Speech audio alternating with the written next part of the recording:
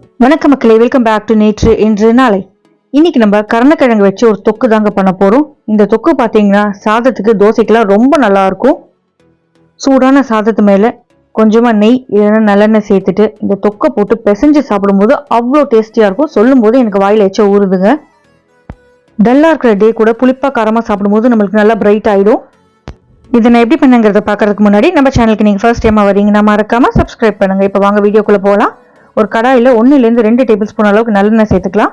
எண்ணெய் சூடானதும் ஒரு சிட்டிகை அளவுக்கு வெந்தயம், 1/2 டீஸ்பூன் கடுகு, 1/2 டீஸ்பூன் ஜீரகம், 1/2 டீஸ்பூன் கடலைப்பருப்பு, 1/2 டீஸ்பூன் உளுத்தம் பருப்பு சேர்த்துருங்க. கடுகு நல்லா வெடிக்கட்டும், ஜீரகம் பொரியட்டும், பருப்பெல்லாம் நல்லா பொன்னிறமாக மாறட்டும். காரத்துக்கு 2 காஞ்ச மிளகாயை உடச்சிட்டு சேர்த்துக்கலாம். பருப்பெல்லாம் நல்லா பொன்னிறமாக மாறினதுக்கு அப்புறமா வாசனைக்கு கொஞ்சமாக கருவேப்பிலை சேர்த்துக்கலாம். வாசனைக்கு ஒரு 4 பல்லு பூண்டை தோலோடு இதில் தட்டி சேர்த்துருங்க. நல்லா வதங்கட்டும். காரத்துக்கு ஒரு பச்சை மிளகாயை கட் பண்ணி சேர்த்துக்கலாம்.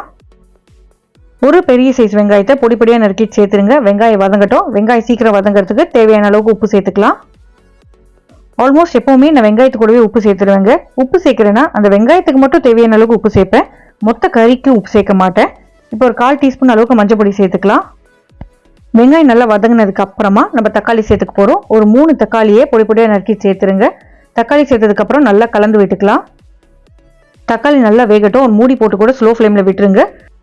தக்காளி நல்லா வெந்ததுக்கு அப்புறமா தான் நம்ம கருணக்கிழங்கை சேர்த்துக்க போகிறோம். கருணக்கிழங்குல பார்த்தீங்கன்னா நிறைய மண் இருக்குங்க. ஸோ யாம ஹேண்டில் பண்ணுறதுக்கு முன்னாடி நல்லா வாஷ் பண்ணிடுங்க. அதுக்கப்புறம் உங்கள் கையில் தேங்காய் எண்ணெய் தடவிட்டு கட் பண்ணுங்க. சில பேருக்கு கருணக்கிழங்கு கட் பண்ணும்போது கையெல்லாம் அரிக்கும். அதை அவாய்ட் பண்ணுறதுக்காக தான் நம்ம எண்ணெய் தடவிக்கிறோம். குட்டி குட்டி ஸ்கொயர்ஸாக க்யூப்ஸாக வர மாதிரி நம்ம கட் பண்ணி வச்சுக்கலாம். தோலை சீவி எடுத்துட்டாலே உங்களுக்கு மண்ணெல்லாம் போயிடும். கட் பண்ணதுக்கு அப்புறமும் ஒரு தடவை வாஷ் பண்ணிக்கோங்க. ஒரு 2 கப் அளவுக்கு நம்ம இந்த மாதிரி கட் பண்ண கருணக்கிழங்கு கியூப்ஸ் இதில் சேர்த்துருக்கோம்.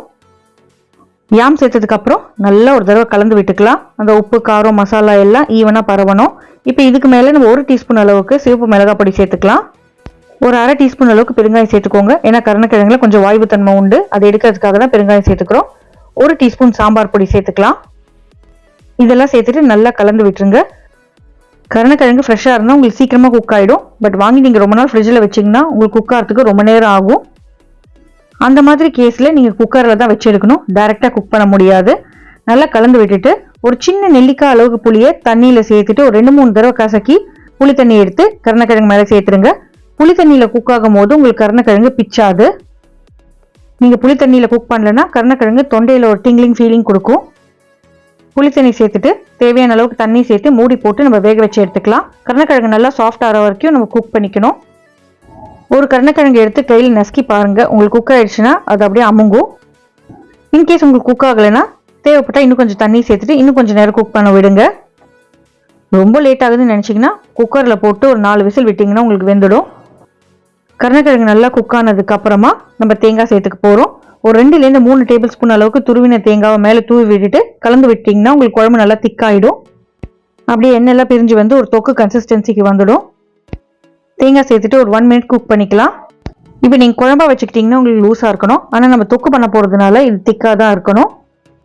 கடைசியாக டேஸ்ட் பேலன்ஸ் பண்ணுறதுக்காக ஒரு 1/2 டீஸ்பூன் அளவுக்கு வெல்லம் சேர்த்துருங்க. இது ஆப்ஷனல் தான், உங்களுக்கு பிடிக்கணும்னு நீங்கள் சேர்த்துக்கலாம், இல்லைனா ஸ்கிப் பண்ணிக்கலாம். தாராளமாக கொத்தமல்லி இலைகளை தூவி விட்டுட்டு கலந்துட்டு நீங்கள் சர்வ் பண்ணலாம். சாப்பிட்றதுக்கு சூப்பராக இருக்கும். நான் முன்னாடியே சொன்ன மாதிரி சாதத்தில் பிசைஞ்சு சாப்பிடலாம், இல்லைனா தோசைக்கு சப்பாத்திக்கெலாம் தொட்டு சாப்பிடலாம். ரொம்பவே நல்லாயிருக்கும். இந்த ரெசிபி உங்களுக்கு பிடிச்சிருந்தா உங்கள் வீட்டில் ட்ரை பண்ணி பாருங்கள். ட்ரை பண்ணி பார்த்துட்டு எப்படி இருக்குன்னு சொல்லுங்கள். நம்ம சேனலுக்கு நீங்கள் ஃபர்ஸ்ட் டைமாக வரீங்கன்னா லைக் பண்ணுங்கள், ஷேர் பண்ணுங்கள், மறக்காமல் சப்ஸ்கிரைப் பண்ணுங்கள். இன்னொரு நல்ல வீடியோவோட உங்களை நாளைக்கு சந்திக்கிறேன். Until then, take care, bye bye, thanks for watching, have a great day.